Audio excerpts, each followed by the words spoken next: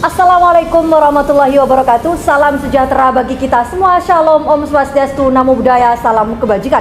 Yang mulia Dewan Juri yang arif dan bijaksana. Perkenalkan, kami dari tim Universitas Trunojoyo Madura. Saya Nurul Uttamimah selaku pembicara pertama, Khairul Insani pembicara kedua, dan Nuri Sofa pembicara ketiga. Pada kesempatan kali ini, kami akan mempresentasikan artikel ilmiah kami yang berjudul Reformulasi Kewenangan Bawaslu dalam Penanganan Tindak Pidana Pemilu. Sejatinya, ada 3 alasan fundamental mengapa kami menyepakati jika Bawaslu diberikan kewenangan penyidikan. Yang pertama, secara filosofis. Dalam amanat pasal 1 ayat 2 Undang-Undang Dasar Negara Republik Indonesia 1945 mengamanatkan bahwa kedaulatan berada di tangan rakyat dan dilaksanakan menurut Undang-Undang Dasar, di mana pemilu mencerminkan kedaulatan berada di tangan rakyat yang dilaksanakan secara bebas, jujur dan adil dan diawasi oleh Bawaslu. Salah satu wewenang Bawaslu hanya menerima, memeriksa, mengkaji dan menginvestigasi temuan atau laporan adanya dugaan tindak pidana pemilu kepada sentra Gakumdu yang melibatkan kepolisian dan kejaksaan.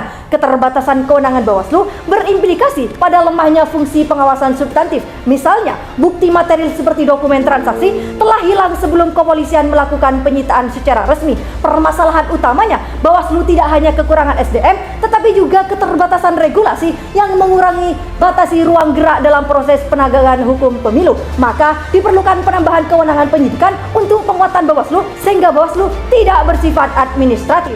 Secara yuridis, dalam pasal 47 ayat 1 Peraturan Bawaslu nomor 7 tahun 2022, peran Bawaslu dibatasi hanya sampai pada tahap pelaporan dan penelusuran hasil temuan atau laporan kepada kepolisian, sehingga Bawaslu tidak memiliki kewenangan melakukan tindakan hukum seperti penyitaan, penahanan, atau pemanggilan paksa terhadap pihak yang diduga melanggar. Akibatnya, banyak kasus yang tidak teratasi dikarenakan kewenangan terbatas yang dimiliki oleh Bawaslu. Putusan Mahkamah Konstitusi nomor 104/PU-23/2025 yang sebelumnya kewenangan Bawaslu terbatas pada rekomendasi. Namun, setelah adanya putusan tersebut, Bawaslu berwenang memutus pelanggaran administratif. Hal ini menjadi presiden kuat bahwa Bawaslu layak diberikan kewenangan penyidikan tindak pidana pemilu demi menjaga konsistensi antara pengawasan, penegakan hukum, dan perlindungan hak politik warga negara. Dan pemberian kewenangan penyidikan kepada Bawaslu tidak serta-merta menjadikannya lembaga superbody, dikarenakan kewenangan tersebut dibatasi secara lex spesialis hanya pada tindak pidana pemilu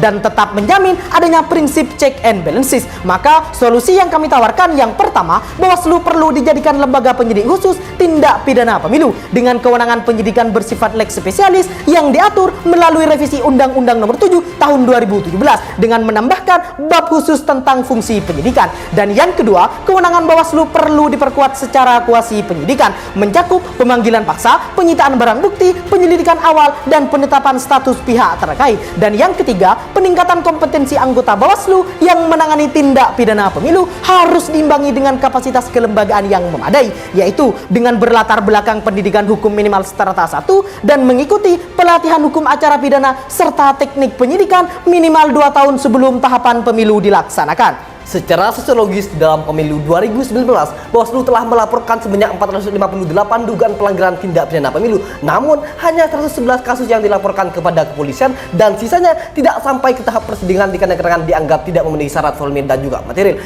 Pun menurut teori Lawrence M. Friedman, ada 3 unsur yang saling mempengaruhi efektivitas hukum, yaitu legal substance, legal structure, dan juga legal character. Maka, dalam konteks Bawaslu, ada keterbatasan regulasi dalam penanganan tindak pidana pemilu, sinergi antar lembaga penegakan hukum dalam Gakumdu tidak efektif, dan juga lemahnya kesadaran hukum di masyarakat. Adapun tambahan solusi dari kami, yang pertama, penambahan kewenangan Bawaslu sebagai penyidik dalam proses penanganan tindak pidana pemilu sehingga sentra Gakumdu tidak lagi diperlukan untuk mempertegas independensi Bawaslu. Dan yang kedua, perpanjangan penanganan pelaporan tindak pidana pemilu diperpanjang menjadi 30 hari kerja sejak laporan diregister. Dan yang terakhir, menetapkan sekolah kader pengawas partisipatif di kabupaten ataupun kota dengan 3 tahapan, yaitu basic, intermediate, dan juga advance, yang dimana dilaksanakan pada saat non-tahapan pemilu sampai dilaksanakan pemilu. Dan Bawaslu perlu membangun kerjasama dengan perguruan tinggi, SMA atau SMK, Ormas, dan juga LSM sebagai relawan pengawas, serta adanya sistem reward and recognition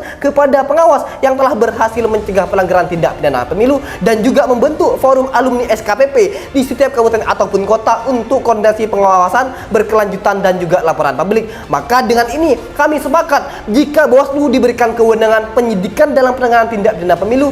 Sekian, terima kasih, dan salam demokrasi.